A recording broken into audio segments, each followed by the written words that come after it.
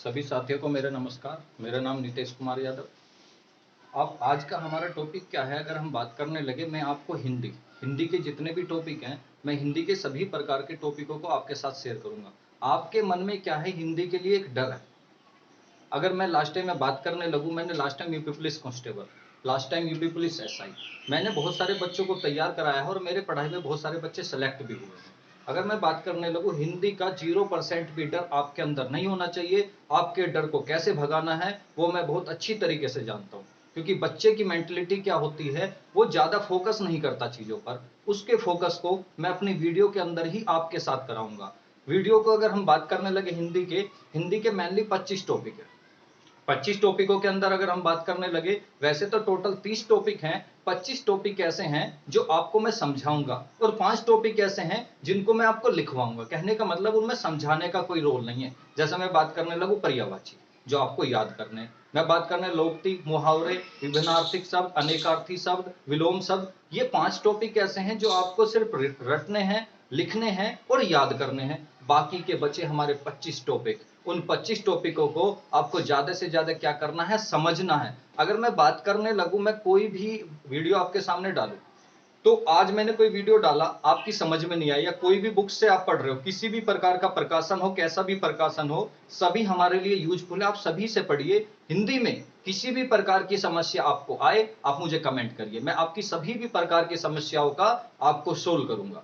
अगर मैं बात करने लगूं हिंदी में, आज का हमारा टॉपिक है जिसका नाम है वर्णमाला। हिंदी में हमारा टॉपिक क्या है, जिसका नाम है वर्णमाला। अगर मैं हिंदी के 25 टॉपिकों की बात करने लगूं, टोटल 30 टॉपिक हैं, जो 5 टॉपिक हमें सिर्फ रटने हैं, लिखने हैं और याद करने हैं। जो हमारे, अगर मैं बात करना, 25 टॉपिक है। क्या होता है किसी भी, जैसे आज का मेरा टॉपिक है वर्णमाला, वर्णमाला का जितने भी हमारे टॉपिक है उसका पर्टिकुलर एक शाब्दिक अर्थ होता है। शाब्दिक अर्थ का मतलब होता है किसी भी एक वर्ड में उसकी पूरी की पूरी परिभाषा बता देना, उसकी पूरी की पूरी डेफिनेशन बता देना। आपको पूरा समझ में आएगा, आप ध्यान देते रहिए। वर्णमाला का शाब्दिक अर्थ है वर्णों का व्यवस्थित क्रम। वर्णों का व्यवस्थित, वर्णों का व्यवस्थित क्रम, वर्णों का व्यवस्थित क्रम। अगर हम बात करने लगे वर्णमाला का शाब्दिक अर्थ वर्णों का व्यवस्थित क्रम है, शायद आपको समझ में नहीं आ रहा होगा, वीडियो में नहीं दिख रहा होगा, तो मैं आपको इसको नीचे लिखता हूं।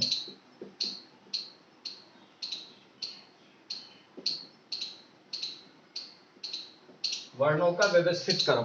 अगर हम बात करने लगे वर्णमाला का शाब्दिक, जब हम वर्णमाला ही नहीं, अभी लास्ट टाइम आपका यूपी पुलिस कांस्टेबल का एग्जाम हुआ था, उसमें पूछा गया था सर्वनाम का शाब्दिक अर्थ है। Last time UP forest department का हुआ था, उसमें पूछा गया था अलंकार का शाब्दिक अर्थ है। लास्ट टाइम यूपी बीएड का हुआ था, आपने देखा होगा, उत्तर प्रदेश बीएड का एग्जाम हुआ था, उत्तर प्रदेश यूपी टेट हुआ था, यूपी, अगर हम बात करने लगे, यूपी टेट हुआ था, यूपी बीएड हुआ था, सी टेट हुआ था, हरियाणा टेट हुआ था। इनमें बहुत सारे क्वेश्चन आते हैं। हिंदी का क्या रोल है, हिंदी का बहुत बड़ा रोल है, जिसके बारे में आपको ज्यादा से ज्यादा पढ़ना। वर्णमाला का शाब्दिक अर्थ है वर्णों का व्यवस्थित क्रम। आपसे पूछा जाएगा, जब हम वर्णमाला की बात करेंगे, तो वर्णमाला में प्रारंभिक, वर्णमाला में प्रारंभिक वर्णों की संख्या कितनी है, तो वर्णमाला में प्रारंभिक वर्णों की संख्या है 46। आपसे पूछा जाएगा, सेकंड हमारा पार्ट आता है, ये बताइए वर्णमाला में प्रारंभिक वर्णों की संख्या कितनी है, 46। वर्णमाला में प्रयोग के आधार पर या उच्चारण के आधार पर कुल कितने वर्ण हैं? वर्णमाला में प्रयोग या उच्चारण के आधार पर कुल वर्ण है 44। अगर मैं बात करने लगूं, अब आपसे पूछा जाएगा, ये बताइए वर्णमाला में कुल वर्ण है कितने? वर्णमाला में बहुत ईजी है, आसानी से, वर्णमाला में कुल वर्ण है 52। दोबारा रिपीट कर देते, आपसे पूछा जाएगा वर्णमाला में प्रारंभिक या मूलतः वर्णों की संख्या कितनी है, 46। वर्णमाला में प्रयोग या उच्चारण के स्थान पर कुल कितने वर्ण हैं, 44। वर्णमाला में वर्तमान में कुल वर्णों की संख्या कितनी है, 52। ये हमारा सीधा का सीधा पॉइंट है। अगर हम आगे चलने लगे, आपसे पूछा जाएगा, ये बताइए वर्णमाला को कितने भागों में बांटा गया? वर्णमाला को 2 भागों में बांटा गया, एक का जिसका नाम है स्वर और दूसरा जिसका नाम है व्यंजन। वर्णमाला को कितने भागों में बांटा गया? 2 भागों में, स्वर और व्यंजन। अगर मैं स्वर की बात करने लगूं, हमारे स्वर में भी और व्यंजन में भी। जो हमारे कुल स्वर हैं, हमारे कुल स्वर हैं 13। कितने हैं? 13। हमारे जो कुल व्यंजन है वो है 39। 13 स्वर हैं, वोविल्स है, और व्यंजन है 39। अगर मैं करने लगू 13 + 39, 13 और 39 को आपस में जोड़ा जाए तो टोटल कितना हो जाएगा? तो कुल हो गए 52। अगर मैं स्वर की बात करने लगू, आज का हमारा टॉपिक है, मैं दोबारा रिपीट करता हूं, वर्णमाला का शाब्दिक अर्थ है वर्णों का व्यवस्थित क्रम। वर्णमाला में मूलतः वर्णों की संख्या है 46। वर्णमाला में उच्चारण के स्थान पर वर्ण है 44। वर्णमाला में कुल वर्णों की संख्या है 52। वर्णमाला का शाब्दिक अर्थ है वर्णों का व्यवस्थित क्रम। वर्णमाला को दो भागों में बांटा गया, एक स्वर और एक व्यंजन। आपसे पूछा जाएगा कुल स्वरों की संख्या 13, आपसे पूछा जाएगा कुल व्यंजनों की संख्या 39। ये आपकी समझ में आ रहा होगा, बिल्कुल भी डिफिकल्ट नहीं है। वो बाकी सब आप मेरे पर छोड़ दो, मैं एक एक पॉइंट, लेकिन अभी क्या करना है, मेरी वीडियो को देखते हुए आप एक छोटा सा नोटबुक और एक पेन अपने साथ रखिए, क्योंकि बहुत सारी चीजें मैं आपको ऐसी बताऊंगा जो आपको साथ में नोट डाउन करना है। वैसे तो वीडियो में आपको मिलेगा, पर फिर भी अगर आप साथ में नोट करते रहेंगे तो मैं अभी आपके याद करा दूंगा। मैं जो बात कर रहा था, वर्णमाला का शाब्दिक अर्थ है वर्णों का व्यवस्थित क्रम। जितने भी हमारे टॉपिक है उनका सभी का एक शाब्दिक अर्थ होता है। जैसे वर्णमाला का है वर्णों का व्यवस्थित क्रम। संज्ञा का शाब्दिक अर्थ है नाम। सर्वनाम का शाब्दिक अर्थ है सबका नाम। विशेषण का शाब्दिक अर्थ है विशेषता बताना। विशेषण का शाब्दिक अर्थ है विशेषता बताना। दूसरा हमारा आता है संधि का शाब्दिक अर्थ है मेल, या दूसरा पास के वर्णों को जोड़ना। फिर हमारा आता है समास। समास का शाब्दिक अर्थ है संक्षिप्त वर्णन। संक्षिप्त वर्णन या पास के शब्दों को जोड़ना। संधि का शाब्दिक अर्थ था पास के वर्णों को जोड़ना। समास का शाब्दिक अर्थ है पास के शब्दों को जोड़ना। फिर हमारा आता वाक्य। वाक्य का शाब्दिक अर्थ है शब्दों का व्यवस्थित समूह। फिर आता है हमारा, अगर हम बात करने लगे, ये शब्दों का व्यवस्थित समूह है। फिर आता वाच्य। वाच्य मतलब वॉइस। वाच्य का शाब्दिक अर्थ है कहने योग्य। फिर हमारा आता है रस। रस का शाब्दिक अर्थ है आनंदित करना। फिर आता हमारा छंद। छंद का शाब्दिक अर्थ है आहतित करना। फिर आता हमारा तद्भव। तद्भव का शाब्दिक अर्थ है संस्कृत के बिगड़े हुए शब्द। फिर हमारा आता है तत्सम। तत्सम का शाब्दिक अर्थ है सीधे संस्कृत के शब्दों का प्रयोग। फिर आता हमारा उपसर्ग। उपसर्ग का शाब्दिक अर्थ है पहले आने वाला शब्द, किसी भी मूलार्थी से पहले आने वाला शब्द। फिर आता हमारा प्रत्यय। प्रत्येक बाद में आने वाला शब्द। कहने का मतलब सभी प्रकार के, मैं आपको एक वीडियो बनाऊंगा जिसमें सभी प्रकार के शाब्दिक अर्थों को आपके सामने लिखूंगा भी और बताऊंगा भी, और टॉपिक के साथ में भी हम करते हुए जाएंगे। अगर आप इस टॉपिक को देखते हुए जाओगे तो आपको सारा पता लगेगा। अब हमारा टॉपिक है, ये आपने नोट डाउन कर लिया होगा, अब हमारा टॉपिक है स्वर, वोवेल्स। अगर मैं स्वर की बात करने लगूं, स्वर के बारे में आपको बहुत ध्यान देना है, क्योंकि इसके बारे में मैंने लिए बहुत सारे क्वेश्चन पूछे जाएंगे। अगर मैं स्वर की बात करने लगूं, पहला क्वेश्चन आपसे पूछा जाएगा, ये बताइए ये हमारे प्रारंभिक स्वरों की संख्या कितनी है, हमारे प्रारंभिक स्वर कितने हैं? तो प्रारंभिक स्वर हैं 11। आपसे पूछा जाएगा हिंदी वर्णमाला में कितने स्वरों का प्रयोग होता है? हिंदी वर्णमाला में प्रयोग होता है 11 स्वरों का। आपसे पूछा जाएगा ये बताइए वर्तमान में कुल स्वरों की संख्या कितनी है? प्रेजेंट में टोटल वोवेल्स कितने हैं? तो वर्तमान में कुल स्वर है 13। पार्ट बाई पार्ट अगर पढ़ते जाओगे तो याद भी साथ में होता जाएगा। मैं गारंटी लेता हूं अगर आप इस वीडियो को अच्छे से देखोगे तो आपको इसको बहुत ज्यादा फायदा होगा। आप कोशिश तो करिए, आगे चलते तो जाइए, धीरे धीरे सब कुछ होता रहेगा। अब वर्णमाला को दो भागों में बांटा गया, स्वर और व्यंजन। अगर हम स्वर की बात करने लगे, स्वर प्रारंभिक स्वरों की संख्या 11, प्रयोग के आधार पर 11 और कुल है 13। ये प्रारंभिक या मूलतः भी बोल सकते हैं। प्रारंभिक को और क्या बोलते हैं? मूलतः। ये किसके आधार पर है? ये है प्रयोग के आधार पर। अगर इसकी बात करने लगे, ये है कुल। सिंपल। मूलतः या प्रारंभिक स्वर 11, प्रयोग के आधार पर 11, और कुल कितने हैं हमारे? कुल हमारे हैं 13। जब हम आगे चलेंगे इससे तो आपसे पूछा जाएगा स्वर। आपसे पूछा जाएगा ये बताइए स्वर हमारे 13 थे, कुल की मैंने बताया 13। अब हम उनके बारे में पढ़ लेते हैं, क्योंकि हर पेपर में, अगर मैं जिस पेपर में हिंदी आता होगा उस पेपर में वर्णमाला अगर आपका अच्छे से हो गया, बहुत बड़ा टॉपिक है, एक वीडियो में नहीं आ पाएगा। अगर मैं एक वीडियो में बनाऊं तो सारा क्या होगा, बच्चे बोर हो जाते, इतना पढ़ नहीं पाते, देख नहीं पाते, समझ गए। तो हम इसको पार्ट बाय पार्ट वीडियो बनाएंगे, जहां का पहले खत्म हुआ फिर दूसरी वीडियो बनाएंगे तो आपको समझ में आएगा। अगर मैं स्वर की बात करने लगूं, स्वर हैं हमारे कुल 13। वो कौन कौन से हैं ये भी तो आपको पता होना चाहिए। हिंदी में वर्णमाला कम से कम 10 नंबर का है किसी भी पेपर में। पहला हमारा आता है ए, आ, ई, उ, औ,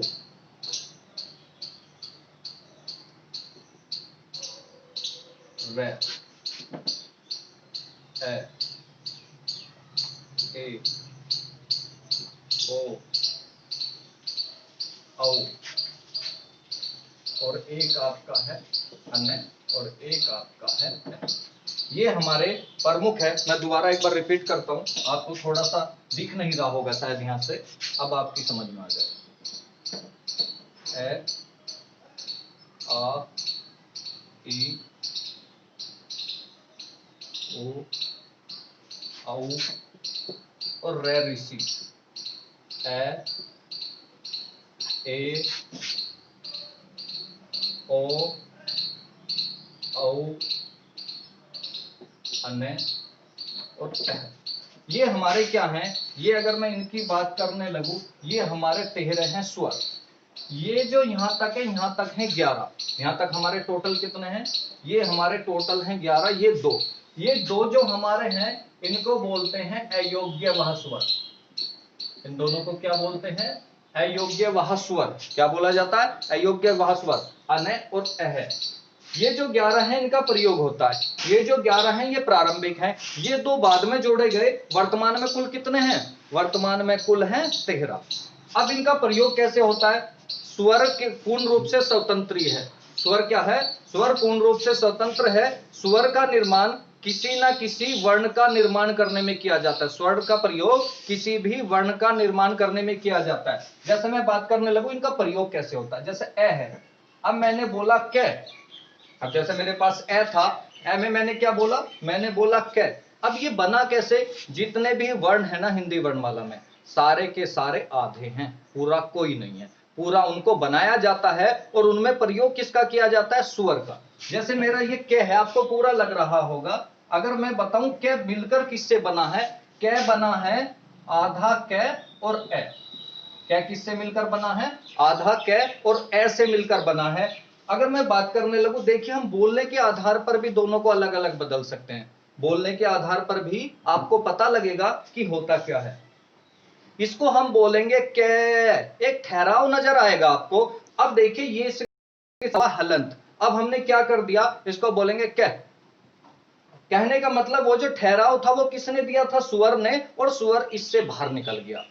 आधा कै और स्वर ए जोड़कर जब क्या बना, कै बना हमारा, इसको बोलेंगे कै, एक ठहराव है। अब इसको बोलेंगे कै, जो ठहराव है वो ए ने बाहर निकाल दिया। कहने का मतलब किसी भी वर्ण का प्रयोग करने में, किसी भी वर्ण को मूलतः बनाने में किनका प्रयोग किया जाता है, स्वर का। तो ये हो गया कै। जैसे मैं बात करने लगूं का, अगर का कैसे बना, आपको कुछ नहीं करना, बस यहां पर ध्यान दो, अपना आप ही सोल्व हो जाएगा। अब देखिए आधा तो कै और इसके साथ क्या मिला, आ। इसको बोलेंगे का, इसको बोलेंगे कै और आ। कहने का मतलब जितने भी वर्ण, ये मत समझना मैं क्या ही ले रहा हूं, चे टे ते पे ले में से आप कुछ भी ले सकते हैं, any type of a word. तो आपको क्या करना पड़ेगा, कै के साथ हलंत लगा हुआ है तो ये आधा है और ये पूरा है, तो इसके साथ आ मिला तो ये क्या हो गया, का। जैसे मैं बात करने लगूं की, देखिए आपको क्या होगा, जो हमारी छोटी ई की मात्रा होती है जो अपनी तरफ से चढ़ती है। आधे बच्चों को तो कंफ्यूजन लग रहा होगा, पढ़ते हुए क्या हुआ, आपको इतना लंबा समय हो गया और आप कॉम्पिटिटिव एग्जाम की तैयारी पे आ गए। आपको ये तो पता होगा कि छोटी ई कौन सी होती है और बड़ी ई कौन सी होती है। नहीं पता तो मैं बताऊंगा, इन्हीं चीजों के लिए तो हूं मैं।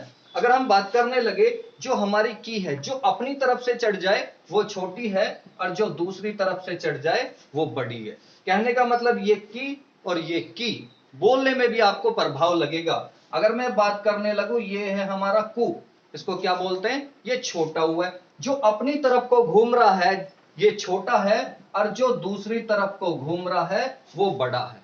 अगर मैं बात करने लगूं क्रय, अब देखिए रे ऋषि क्या होता है, ये शब्दों में दोनों प्रकार से प्रयोग होता है, ये शब्द के ऊपर भी जाता है और ये शब्द के नीचे भी आता है। अगर आपको ये सीख गए होगे तो आप आसानी से कर लोगे। अब की बार ही एक क्वेश्चन हमारे सामने आया था, जैसे मैं बात करने लगूं, मेरे पास है कृपण, पेपर में आया हुआ क्वेश्चन है। आपको इसमें क्या करना है, इसके 4 ऑप्शन दिए गए हैं और इसमें बताना है कौन सा ऑप्शन सही होगा। आपको पता तो है। जैसे मैं बात करने लगूं, क्या ये किस किस से मिलकर बना है, क्या तो हो गया आधा। बस शांति से बैठ जाइए, देखते रहिए, बिल्कुल समझ में आएगा। जो भी समस्या लगे आप कमेंट बॉक्स में मुझे डालिए, मैं फिर दोबारा आपको नेक्स्ट वीडियो में समझाऊंगा। क्या क्या है, आधा किससे मिलकर बना है, रे, तो ये रे ऋषि हो गया। प्लस आगे क्या है, पे, पे तो क्या है आधा, ये किससे मिलकर बना है, ए, किसी भी सिंगल वर्ण में किसका प्रयोग किया जाता है, ए का। अगर हम बात करने लगे, ये हमारे पास है न में हलंत है, ये किससे मिलकर बना, ए। ऐसे 4 ऑप्शन थे आपके पेपर में और आपको पता लगा होगा कि ये कौन सा है, समझ गए। तो कृपण कैसे बना, ऐसे बना क्योंकि ये आधे मिलकर इनके साथ क्या मिले हुए हैं, स्वर। ये अभी के आपका क्वेश्चन है। अगर हम बात करने लगे, क्रय शब्द के नीचे भी आता है, जैसे सप्त ऋषि, वो भी रे ऋषि वाला है, शब्द के ऊपर भी आता है लेकिन शब्द के अनुसार। जैसे मैं बात करने लगूं, ये है के, ये है के, कहने का मतलब ये सिंगल डॉट देता है और ये डबल डॉट देता है। ये है को और ये है कौ। अगर हम बात करने लगे, इनका भी प्रयोग मूलतः आधार पर किया जाता है, इनका प्रयोग ऐसे होता है। आपने देखा होगा ये अनुस्वार में प्रयोग होता है, ये विसर्ग में प्रयोग होता है, आपने देखा होगा।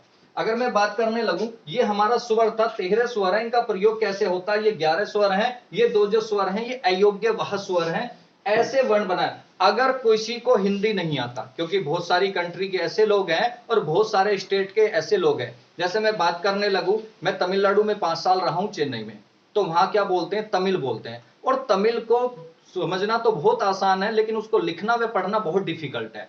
हमारी हिंदी वर्णमाला में अगर मैं बात करने लगूं, कुल 52 वर्ण हैं, इन वर्णों को भी आसानी से हो जाएगा, लेकिन किसी को अगर हिंदी सीखनी है ना, बोलना अलग चीज है, लिखना, अगर ये 13 याद हो गए ना, इन मात्राओं से ज्यादा पूरी हिंदी वर्णमाला में एक मात्रा नहीं आती। बस ये आपको 13 मात्राएं याद करनी है और कुछ याद नहीं करना। नेक्स्ट हमारा टॉपिक है, आपसे पूछा जाएगा स्वर। ये बताइए, अब की बारी पेपर में आया है स्वर के प्रकार। स्वर के प्रकार कितने हैं, तो स्वर के 3 प्रकार हैं।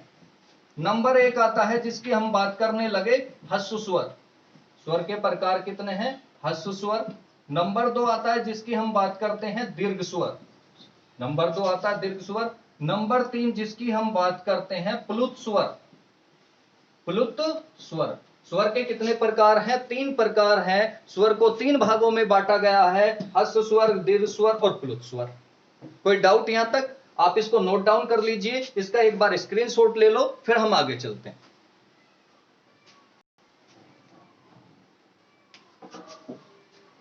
आइए,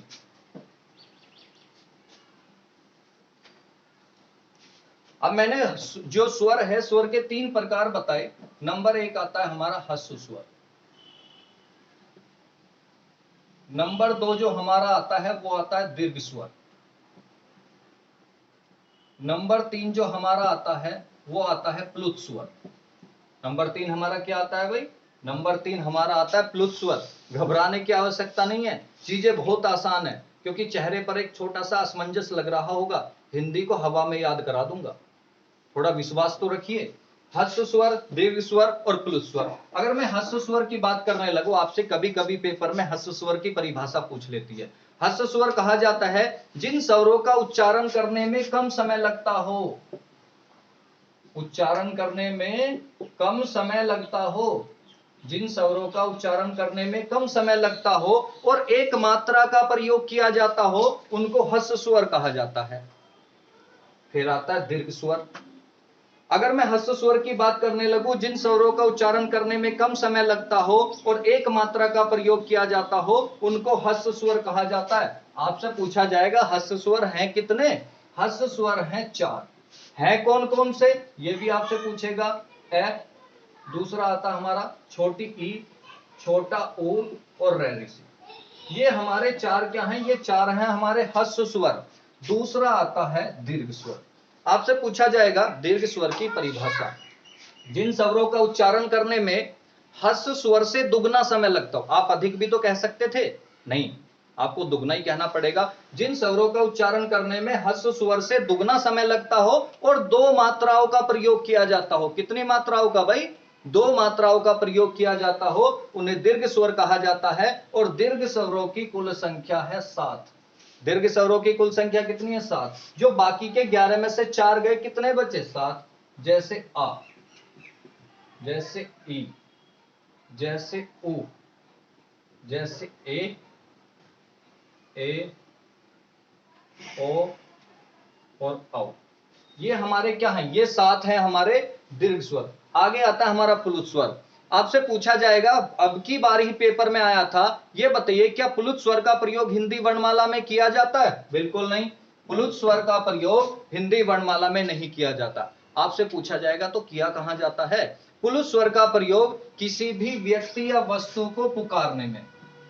प्लुत स्वर का प्रयोग किसी भी व्यक्ति या वस्तु को पुकारने में, किसी भी व्यक्ति या वस्तु को पुकारने के लिए किया जाता है।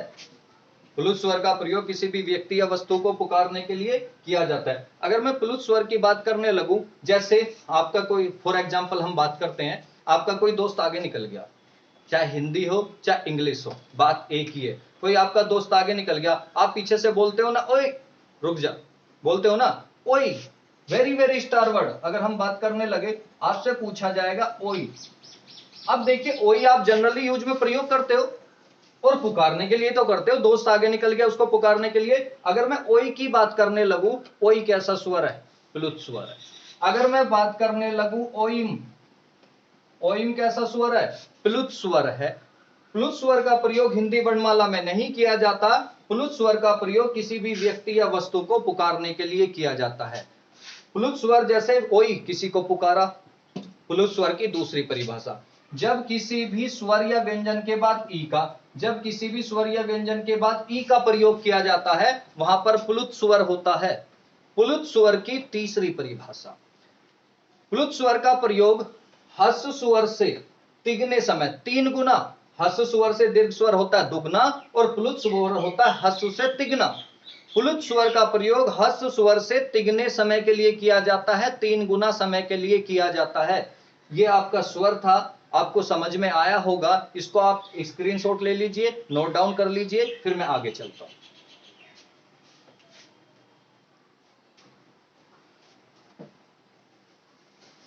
नेक्स्ट हमारा पार्ट आता है, जब हम बात करेंगे, इसी का ही दूसरा पार्ट है। अभी हमने स्वर के बारे में पढ़ा था, हमारा पार्ट है व्यंजन।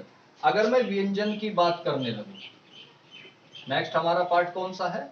नेक्स्ट हमारा पार्ट है व्यंजन। व्यंजन में आपसे पूछा जाएगा, व्यंजन बहुत प्रकार के होते हैं। व्यंजन में 2 प्रकार के क्वेश्चन यहां से ही क्रिएट हो गए। आपसे पूछा जाएगा, ये बताइए प्रारंभिक या मूलतः। मूलतः को भी, मूल मतलब जड़ से जुड़ा हुआ, पहले से जुड़ा हुआ। मूलतः भी तो प्रारंभिक ही होता है। कभी कभी पेपर में मूलतः दे देता है या प्रारंभिक दे देता है, बात एक ही है। यह बताइए हिंदी वर्णमाला में मूलतः या प्रारंभिक वर्णों, व्यंजनों की संख्या कितनी है? 33। आपसे पूछा जाएगा, यह बताइए हिंदी वर्णमाला में वर्तमान में, प्रेजेंट में टोटल कितने व्यंजन हैं? 39। देखिए हमने 13 वहां पढ़ा था स्वर सारे। अब सारे के सारे 39 हम किसके बारे में पढ़ेंगे? 39 हम पढ़ेंगे व्यंजनों के बारे में, जब ही तो हमारे टोटल 52 होंगे। अगर मैं बात करने लगूं, हमारा सबसे पहले व्यंजन आता है जिसकी हम बात करते हैं, स्पर्शी व्यंजन। सबसे पहला हमारा कौन सा व्यंजन आता है? सबसे पहला आता है स्पर्शी।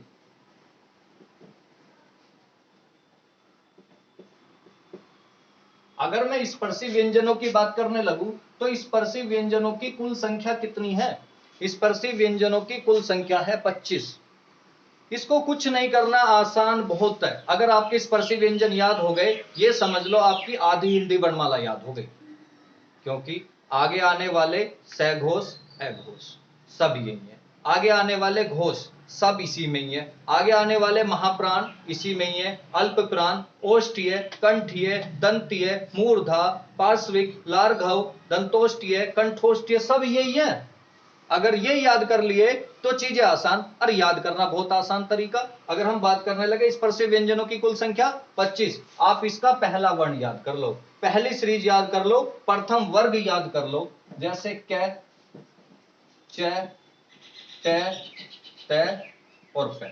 कचट तप, अगर कचट तप याद हो गया तो 25 याद हो गए। क, च, ट, त, प। अगर बात करने लगे क, ख, ग, घ और न। दूसरा हमारा क्या क्या ग, घ, न 5 हो गए। च वाला छ, ज, झ और अण।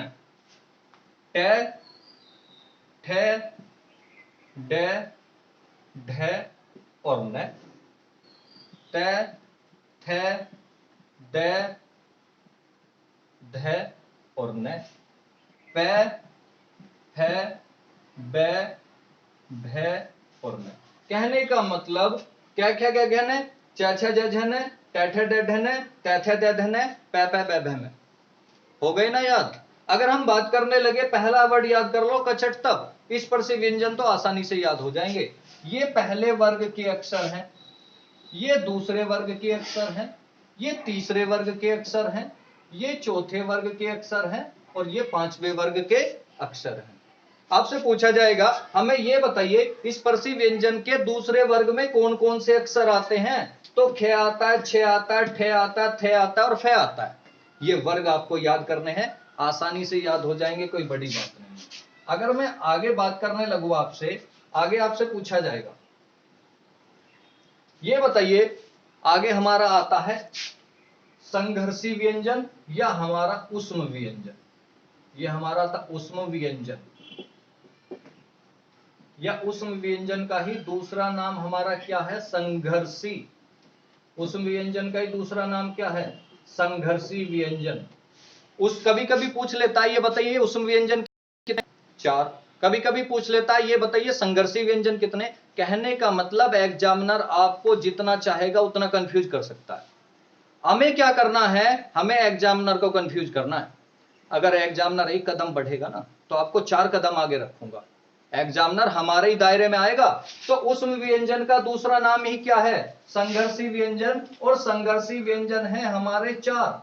नंबर 1 आता है, कहने का मतलब तीनों प्रकार के स और है, इन्हें क्या कहा जाता है, संघर्षी व्यंजन या उष्म व्यंजन कहा जाता है। एक तो हमारा स, एक हमारा स, एक हमारा स और एक है। कहने का मतलब समकोण वाला, षटकोण वाला, सलजम वाला और है हलकारा, ये चारों के चारों क्या हैं, उष्म व्यंजन या संघर्षी व्यंजन। दूसरा हमारा आता है जो अभी लास्ट टाइम आपका UP police constable, UP police SI, forest department, युवा कल्याण अधिकारी, यूपी पीसीएल, लेखपाल, अमीन सभी में डायरेक्ट पूछा गया अभी की बार। ये आपसे पूछा जाएगा डायरेक्टली, इसमें कोई कंफ्यूजन करके नहीं दिया गया आपको, लेकिन उसने पूछा है। अंतस्थ व्यंजन हमारे कौन से हैं, अंतस्थ व्यंजन। ये बताइए अंतस्थ व्यंजन कितने, अंतस्थ व्यंजन भी 4 ही हैं, कंफ्यूज होना नहीं है। अगर मैं अंतस्थ व्यंजन की बात करने लगूं तो य, र, ल और व। अंतस्थ व्यंजन हमारे कितने हैं, 4 हैं, य, र, ल, व। शायद आपको प्रॉब्लम नहीं हो रही होगी, चीजें समझ में आसानी से आ रही होंगी। किसी भी प्रकार की समस्या लग रही हो तो बता दीजिए, कमेंट करिए जो समस्या, क्योंकि मैंने आपको पहली वीडियो में बताया था कि चीजों को प्रारंभ करने में कठिनाई होती है। अगर हम कठिनाइयों से लड़ गए तो चीजें आसान हो जाती हैं, अगर हम कठिनाइयों से डर गए तो चीजें और कठिन हो जाती हैं। ये मत समझना डरकर चीजें आसान हो जाती हैं, डरकर चीजें कठिन होती हैं। तो यही है, कठिनाई बिल्कुल नहीं होनी चाहिए, चीजों को आसान करने का काम मेरा है। इस पर से व्यंजन है 25। अगर हम बात करने लगे, उस व्यंजन है 4, तीनों से और है। उस व्यंजन का दूसरा नाम है संघर्षी व्यंजन। अंतस्थ व्यंजन है हमारे 4, य, र, ल, व। हमारा अगला आता है, अगर मैं बात करने लगूं आपको इसको नोट डाउन करिए एक बार, मैं इसको हटाकर फिर आपको आगे चलता हूं, आपको समझ में आ जाएगा। इसका स्क्रीनशॉट ले लीजिए एक बार।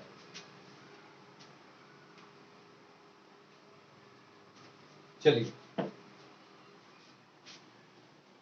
हमने पढ़ लिया था, अगर हम बात करने लगे 25 स्पर्शी व्यंजनों के बारे में पढ़ लिया था, समझ गए। इसके बाद हमने 4 अपने संघर्षीय उष्म व्यंजन पढ़ लिए थे, 4 अंतस्थ व्यंजन पढ़ लिए थे। तो हमारे हो कितने गए बताइए भाई? 33 हुए, 5 और 4 9 और 4 कितना हो गया? 3, और ये कितना हो गया? कहने का मतलब हमने 33 के बारे में पढ़ लिया। आप ये समझ रहे हो 33 कौन से हैं? मैंने आपको प्रारंभिक या मूलतः व्यंजनों की संख्या लिखवाई थी, ये वही मूलतः हैं, ये वही प्रारंभिक 33 हैं। नेक्स्ट हमारा आता है, अगर हम बात करने लगे चर व्यंजन। नेक्स्ट अगर हम बात करने लगे, हमारा आता है चर व्यंजन। चर व्यंजन कभी कभी इसमें भी आपको कंफ्यूजन पैदा करेगा। चर व्यंजन का दूसरा नाम है उत्क्षिप्त। चर व्यंजन का दूसरा नाम क्या है? उत्क्षिप्त व्यंजन। चर व्यंजन का दूसरा नाम है उत्क्षिप्त व्यंजन। हमारे चर और उत्क्षिप्त व्यंजन कितने हैं? 2। आपने देखा होगा ढ के नीचे ये लग जाती है और ढ के नीचे ये लग जाती है। कभी कभी इनका प्रयोग होता है रियर में, प्रारंभ में नहीं थे, बाद में बनाकर हिंदी वर्णमाला में इनका प्रयोग किया गया। अगर मैं बात करने लगूं, नेक्स्ट हमारा आता है संयुक्त व्यंजन। नेक्स्ट हमारा क्या आता है? संयुक्त व्यंजन। अब आधे से ज्यादा बच्चे कंफ्यूज हो गए। अब की बार पेपर में क्वेश्चन पूछ लिया था, संयुक्त व्यंजन ना पूछकर संयुक्त अक्षर पूछ लिया था। क्या किया था? संयुक्त व्यंजन ना पूछकर संयुक्त अक्षर पूछ लिया था। मुझे ये बताइए आप, सारे के सारे स्वर भी तो अक्षर हैं, सारे के सारे व्यंजन ही तो अक्षर हैं, वर्ण का दूसरा नाम क्या है? अक्षर।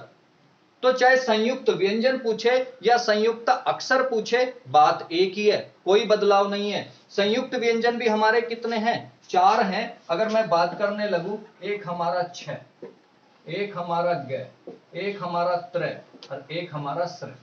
कक्षा वाला छ, ज्ञानी वाला ग, त्रिशूल वाला त्र और श्रृंगार वाला स, ये हमारे संयुक्त व्यंजन है। अब क्वेश्चन पूछा जाएगा संयुक्त व्यंजन, ये बताइए हिंदी वर्णमाला में ऐसे कितने व्यंजन हैं जो स्वर रहित हैं?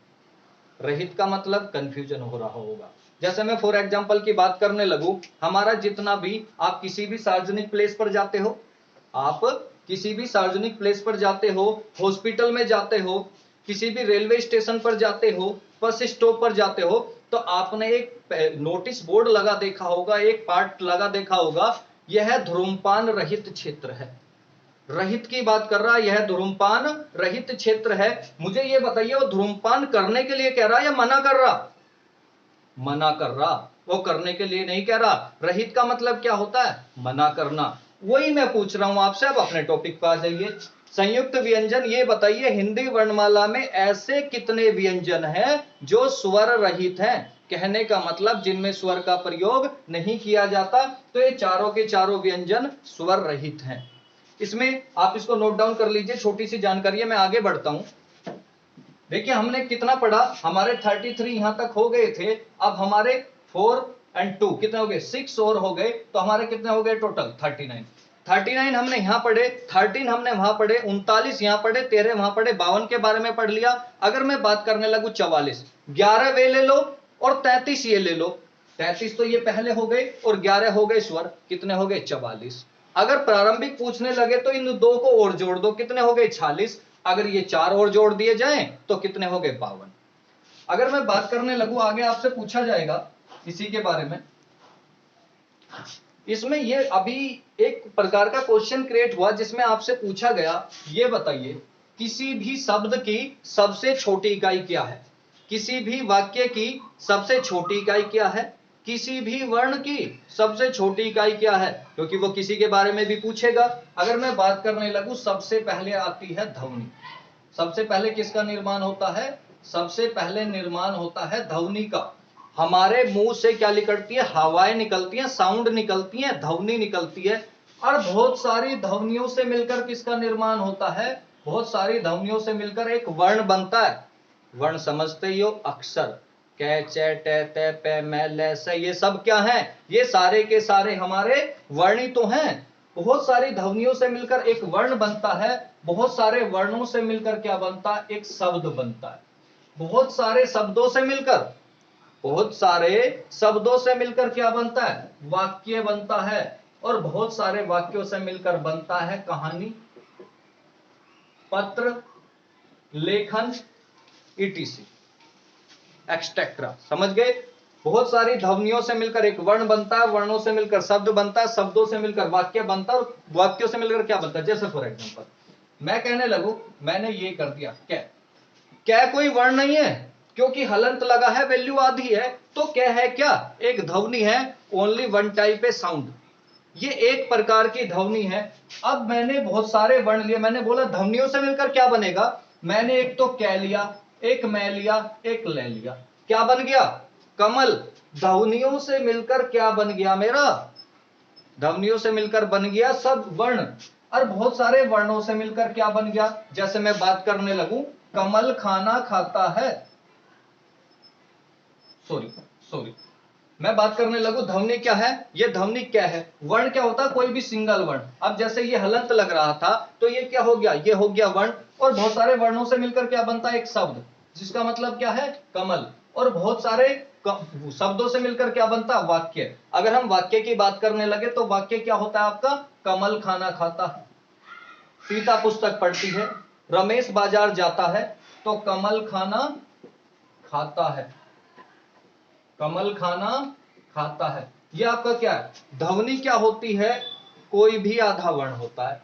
पूरा जब ध्वनि के साथ स्वर मिल जाता है तो कोई भी वर्ण बना देता है, क्या चटे तपे कुछ भी हो सकता है। और बहुत सारे क्या लिया, मैं लिया और ले लिया, बहुत सारे वर्णों से मिलकर क्या बना, एक शब्द बना। बहुत सारे शब्द मिले, कमल मिला, खाना मिला, खाता मिला और है मिलकर, किसी भी प्रकार के शब्दों से मिलकर क्या बन गया, वाक्य। फिर कहानी, कमल खाना खाता है, खाना खाकर बाजार जाता है, बाजार से पुस्तक खरीद कर लाता है, घर पर पुस्तक पढ़ता है, क्या बन गई, एक कहानी, पत्र, लेखन बन गया। आई होप समझ में आ रहा होगा। जो भी प्रॉब्लम लग रही होगी आप पूछते रहो मेरे से, कोई दिक्कत वाली बात नहीं है। आप कमेंट करिए, किसी भी प्रकार की समस्या हो मैं समाधान करूंगा। बहुत आसान है, चीजें ऐसे उंगलियों पर याद हो जाएंगी अगर आप कोशिश करोगे।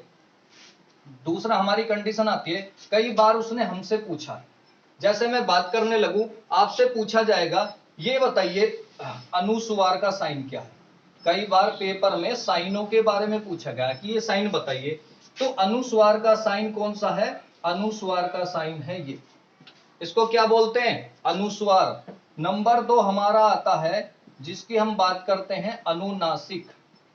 नंबर 2 हमारा क्या होता है, जिसकी हम बात करते हैं अनुनासिक। अनुनासिक कहा जाता है चंद्र बिंदु को। अनुनासिक किसको कहा जाता है, चंद्र बिंदु। नोट करते रहिए, साथ में नोटबुक और पेन लेकर बैठिए, चीजें आसान हो जाएंगी। नंबर 3 हमारा आता है, जिसकी हम बात करने लगे, हलंत। हलंत किसको कहा जाता है, किसी भी वर्ण के साथ लगे हुई ये वैल्यू, इसको क्या कहा जाता है, इसको कहा जाता है हलंत। अगर हम बात करने लगे, आपसे पूछा जाएगा, ये बताइए लघु का साइन कौन सा है, लघु प्रयोग होता है, ये साइन किसका है, लघु का। आपसे पूछा जाएगा, ये बताइए गुरु किसे कहा जाता है, गुरु, ये साइन किसका है, जो आपको छंद में आगे मैं प्रयोग कराऊंगा, इसे बोलेंगे गुरु।